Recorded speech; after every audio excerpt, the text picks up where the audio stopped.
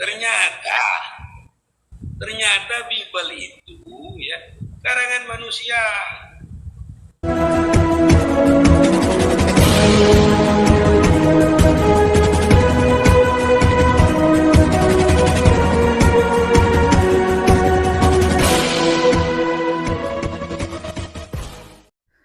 Ya, shalom teman-teman semua dimanapun kita berada pada saat ini, kiranya kita tetap dalam keadaan sehat dan apapun yang merupakan aktivitas kita sepanjang hari ini, kiranya Tuhan Yesus memberkati. Dan kembali berjumpa lagi di channel kita ini yaitu Semayani Yasin.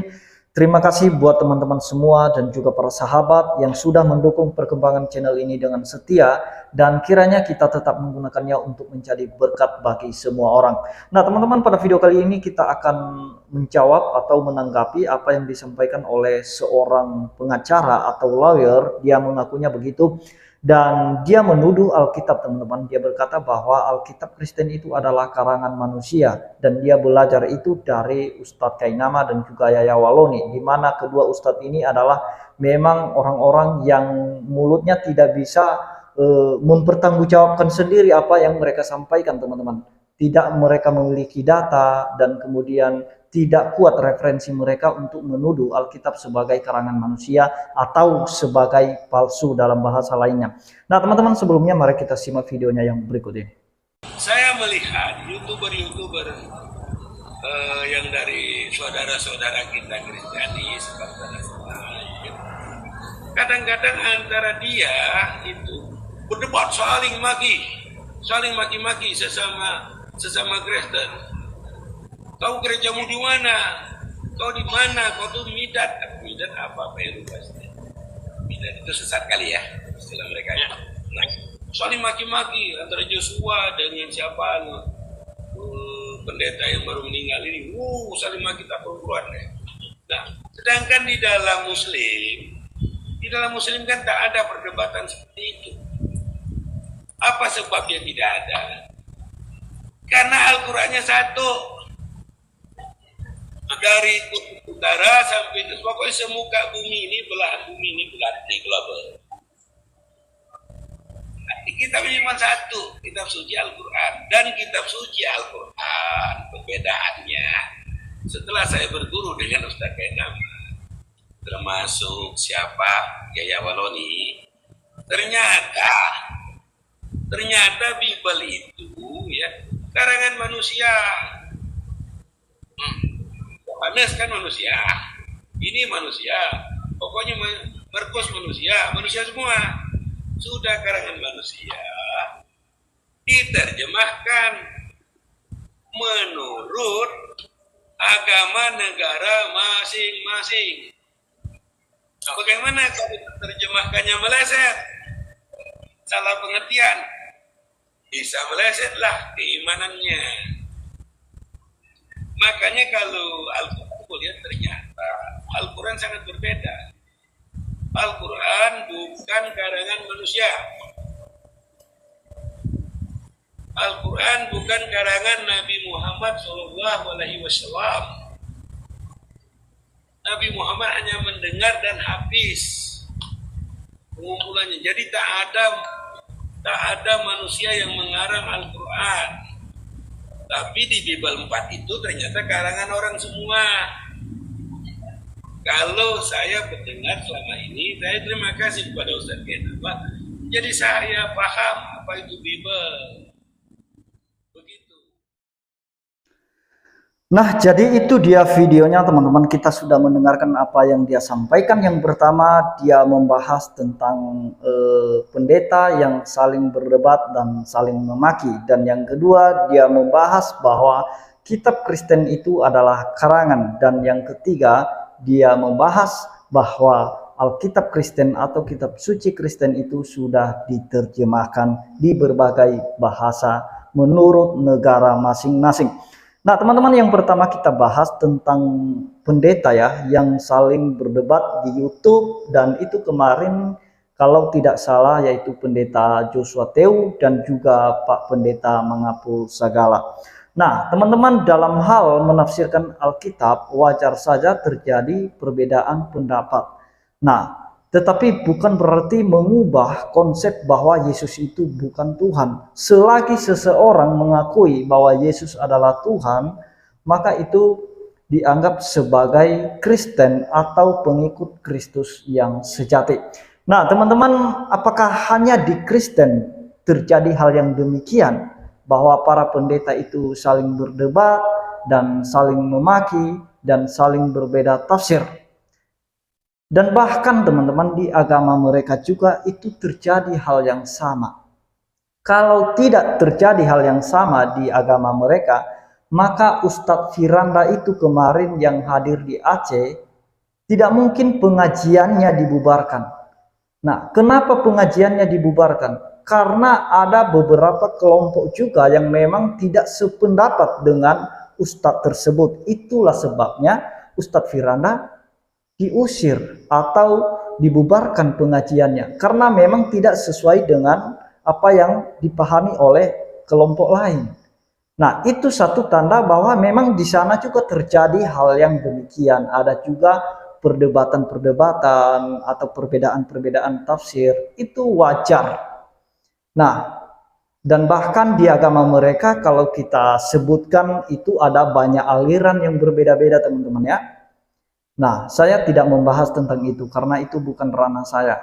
Nanti ntar lagi dikatakan sebagai penistaan.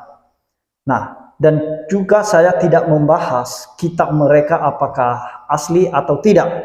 Nah, yang jelas sampai sekarang para ustadz manapun itu masih belum bisa mempertanggungjawabkan keotentikan kitab suci mereka sampai sekarang.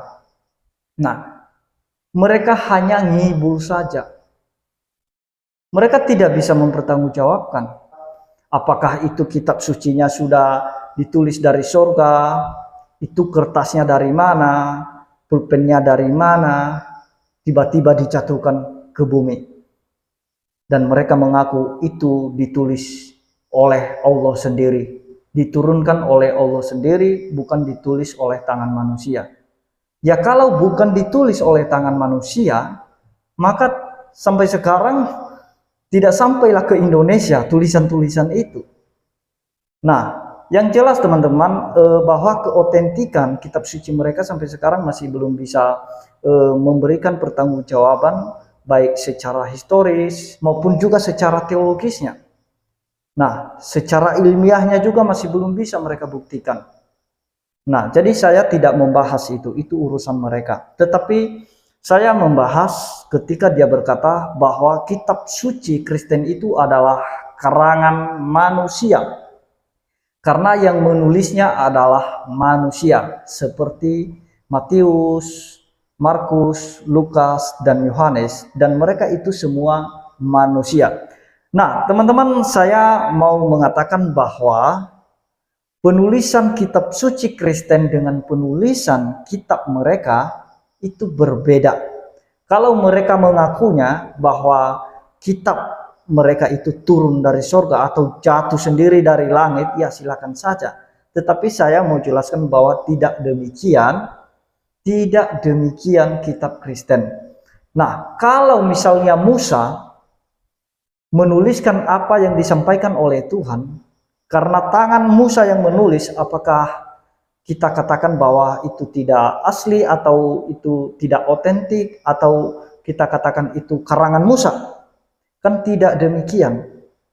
Yang jelas Musa, ini contohnya ya, Musa menuliskan itu berdasarkan wahyu, berdasarkan pengilhaman dari Allah.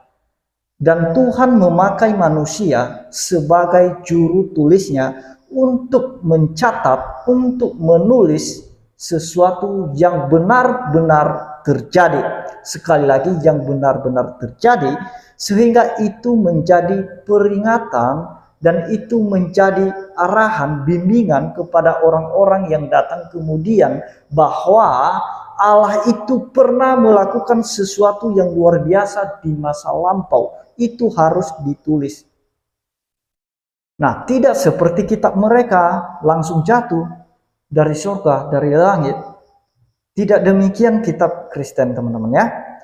Nah, saya mau katakan juga bahwa kalau dibandingkan keotentikan kitab suci kita Kristen dengan kitab suci mereka, itu jauh sekali perbedaannya. Dalam hal naskah aja teman-teman, atau manuskrip aja itu sudah jauh ketinggalan sejauh langit dari bumi.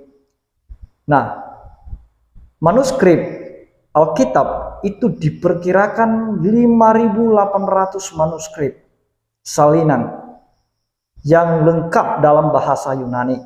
Sedangkan dalam Vulgatanya, manuskripnya itu sekitar 10.000. Dan 9.000 lebih manuskrip yang ditulis di dalam bahasa-bahasa kuno lainnya.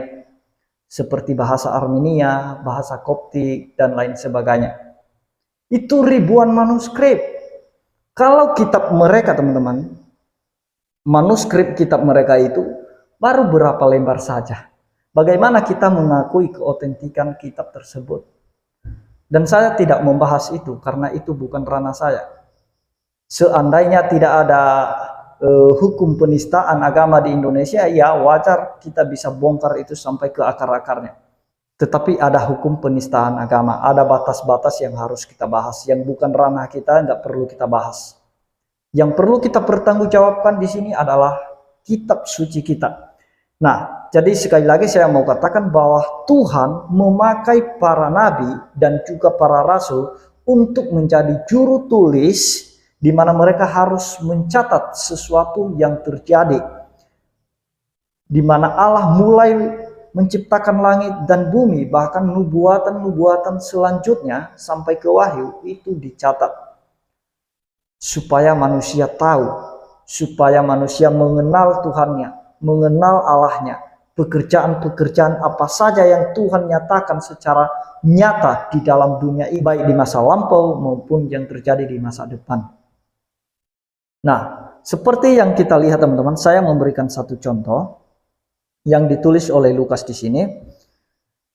Lukas 1 ayat 1 sampai 4. Nah, ini contoh bagaimana Lukas itu menulis sesuatu yang benar-benar terjadi. Sekali lagi, yang benar-benar terjadi, bukan karangan. Kalau karangan itu teman-teman, ya dia ngarang cerita, istilahnya belum terjadi tetapi dia tulis-tulis terus. Dia ngarang sambil menghayal, seperti mimpi gitu. Nah, itu kan ngarang namanya. Nah, dia ngarang, dia pindah ke planet lain, itu kan karangan, padahal masih belum sampai dia ke situ, bahkan belum pernah dia ke situ. Nah, itu karangan, itu baru karangan. Tetapi kalau sesuatu yang terjadi, itu dicatat dan ditulis, itu diakui kebenarannya, dan ada saksinya. Nah teman-teman, mari kita lihat bagaimana Lukas menuliskan sesuatu yang benar-benar terjadi. Di dalam Lukas 1 ayat 1 sampai 4 dikatakan di situ, Theophilus yang mulia, banyak orang telah berusaha menyusun suatu berita tentang peristiwa-peristiwa yang telah terjadi di antara kita. Apa peristiwa yang terjadi di antara mereka? Yaitu masalah kematian dan kebangkitan Yesus Kristus, kedatangan Mesias. Itu mulai dari lahirnya, pelayanannya, matinya, bangkitnya, bahkan sampai dia naik ke surga. Itu peristiwa yang terjadi di antara mereka. Ayat 2, seperti yang disampaikan kepada kita oleh mereka yang dari semula adalah saksi mata dan pelayan firman. Siapa saksi mata dan pelayan firman di sini? Yaitu para murid, para rasul-rasulnya Kristus yang menyaksikan dengan mata sendiri apa yang telah terjadi. Nah, ayat yang ketiga, karena itu setelah aku menyelidiki segala peristiwa itu dengan seksama, dari asal mulanya aku mengambil keputusan untuk membukukannya dengan teratur bagimu. Nah teman-teman, Lukas berkata di sini, karena itu setelah aku menyelidiki segala peristiwa itu dengan seksama. Jadi Lukas itu teman-teman, dia tidak sembarangan menulis. Nah, dia tidak asal dengar ditulis, asal dengar ditulis, tetapi dia selidiki benar tidak apa yang disampaikan oleh orang-orang itu, saksi-saksi mata itu, Benar nggak terjadi demikian? Dia tidak sembarangan nulis. Dia tidak hanya dengar satu orang baru ditulis, dua orang ditulis, melainkan dia tanya kepada saksi-saksi mata, khususnya pelayan firman, para rasul, dan juga orang-orang Yahudi yang mengikut Yesus pada saat itu. Nah, apa kata Lukas? Dari asal mulanya aku mengambil keputusan untuk membukukannya dengan teratur bagimu. Jadi setelah Lukas sudah menyelidiki peristiwa itu, kejadian itu, maka dia memiliki hati untuk menuliskan itu, dan tentu saja itu berdasarkan karunia daripada Roh. Kalau misalnya Tuhan tidak memberikan dia hikmat, bijaksana, atau karunia, atau pengilhaman, atau pewahyuan, maka tidak mungkinlah Lukas menulis itu. Ngapainlah Lukas menulis itu kalau tidak diwahyukan atau tidak disuruh oleh Roh Kudus? Nah, pasti Lukas berpikir, buang-buang waktu aja, ngapainlah ditulis-tulis kayak gitu. Nah, tetapi karena Tuhan memberikan dia karunia hikmah, dia harus mencatat peristiwa itu. Nah, ayat 4. Supaya engkau dapat mengetahui bahwa segala sesuatu yang diajarkan kepadamu sungguh benar. Yang artinya teman-teman, apa yang diajarkan kepada Theophilus itu adalah sesuatu yang benar-benar terjadi. Bukanlah cerita karangan, bukanlah cerita dongeng. Kemudian Lukas mencatat itu, kejadian itu atau peristiwa itu dengan teratur. Bukan dengan berantakan. Bukan dengan amburadul. Dia menuliskan atau membukukannya secara sistematis, teratur, supaya orang mengerti, paham alur ceritanya. Makanya di kitab-kitab Injil itu sistematis sekali. Itu dimana malaikat pertama kali memberitahukan kelahiran Yesus, kemudian Yesus lahir, kemudian dia melakukan pelayanannya, kemudian dia dianiaya, disiksa atau disalib, bahkan sampai mati, dikuburkan, dan pada hari yang ketiga bangkit kembali, dan kemudian naik ke surga. Itu sistematis ceritanya, dibukukan oleh juru tulisnya Tuhan. Murid-murid Yesus yang membukukannya. Nah, jadi tidak perlu diragukan kalau sudah teratur, sudah sesuai dengan fakta, sesuai dengan peristiwa, yang artinya apa yang diajarkan kepada Theophilus bahkan sampai kepada kita sekarang bukanlah dongeng dan bukanlah suatu karangan para penulis, melainkan itu adalah benar-benar terjadi dan dapat diterima sampai sekarang, dan itu bisa dibuktikan secara historis, teologis, dan juga secara ilmiah. Dan orang Kristen itu sudah mempertanggungjawabkan hal itu. Keotentikan Alkitab itu sudah dipertanggungjawabkan. Namun saudara-saudara kita polemikus muslim itu belum siap menerima kenyataan itu. Makanya selalu nuduh kitab Kristen palsu, karangan, dan lain sebagainya. Lupa mereka mengurus kitab mereka, mempertanggungjawabkan keotentikan kitab mereka sendiri. Kenapa sampai lupa mereka, teman-teman? Karena sibuk ngurus kitab orang lain. Sudah jelas-jelas kok keotentikan atau bagaimana originalnya firman Tuhan yang ada di dalam Alkitab kita yang sekarang ini. Itu sudah jelas, nggak perlu diragukan lagi. Nah, jadi itu dia yang saya sampaikan teman-teman. Dan kemudian dia terakhir dia membahas bahwa kitab itu diterjemahkan di berbagai bahasa. Nah, tentu saja penerjemahnya bisa melenceng dan keimanan kita juga bisa melenceng. Nah, teman-teman, kenapa kitab suci Kristen itu diterjemahkan di berbagai bahasa di dunia, bahkan bukan hanya bahasa berbagai bangsa, tetapi sampai ke suku-suku bangsa itu diterjemahkan. Ada terjemahannya dalam bahasa Jawa, bahasa Batak, bahasa Nias, dan lain sebagainya. Itu diterjemahkan sampai ke bahasa suku, teman-teman. Bayangkan, karena yang diutamakan oleh pengikut-pengikut Kristus itu bukanlah hafalannya, melainkan yang diutamakan adalah bagaimana mengerti isi kitab suci ini, teman-teman. Bayangkan teman-teman kalau misalnya ini tidak diterjemahkan dalam bahasa Indonesia, bagaimana kita mengertinya? Apalagi kalau misalnya kita tidak mengerti Yunani, tidak mengerti bahasa Latin, tidak mengerti bahasa Aramaik, bahasa Arab, bahasa Ibrani, bagaimana kita bisa memahaminya? Paling disuruh kita menghafal doang. Nah, tetapi bukan itu yang utama, melainkan yang utama bagaimana kita mengenal isinya dan mengerti isinya. Setelah kita mengerti isinya, kita percaya pada isinya. Bagaimana kita mempercayai isi suatu kitab kalau kita tidak mengerti ceritanya? Nah, jadi setelah diterjemahkan dalam bahasa Indonesia, oh begini ceritanya. Kita mengerti. Oh, pada mulanya Allah menciptakan langit dan bumi dan seluruh isinya. Kemudian dia ciptakan hewan, benda-benda penerang, dia ciptakan manusia. Sampai ke kitab Wahyu, diterjemahkan semua itu. Supaya mengerti. Nah, oh ini nubuatan Tuhan Yesus. Yesus lahir, Yesus disalib. Untuk apa? Untuk menebus dosa manusia. Ada ayatnya. Nah, jadi dari ayat-ayat itu kita mengerti, kita paham bahwa Yesus itulah yang membebaskan kita dari hukuman dosa. Nah, kalau misalnya tidak diterjemahkan, betapa celakanya kita kalau kita tidak mengerti isinya.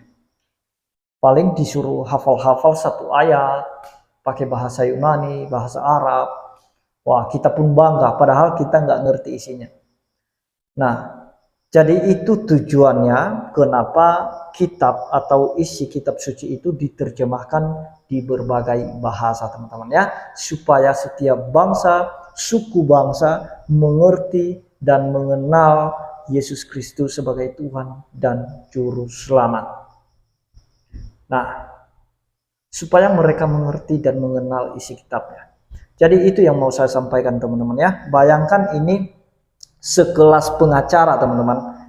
Dia bisa percaya kepada Yayah Walonia sama Ustadz Kainama yang memang apa yang mereka sampaikan aja nggak bisa mereka pertanggungjawabkan.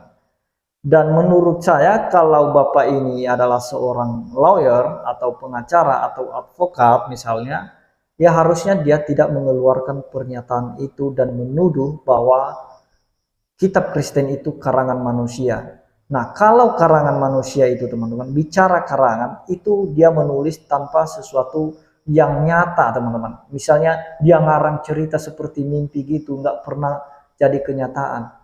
Nah, itu namanya karangan. Nah, tetapi Lukas dan murid-murid lainnya menuliskan itu berdasarkan apa yang terjadi. Dan itu bukan karangan mereka. Nah, mereka menulis apa yang terjadi. Dan tentu saja itu berdasarkan pengilhaman dan wahyu dari Tuhan. Demikian yang saya sampaikan, teman-teman. Kiranya Tuhan Yesus memberkati kita semua. Shalom.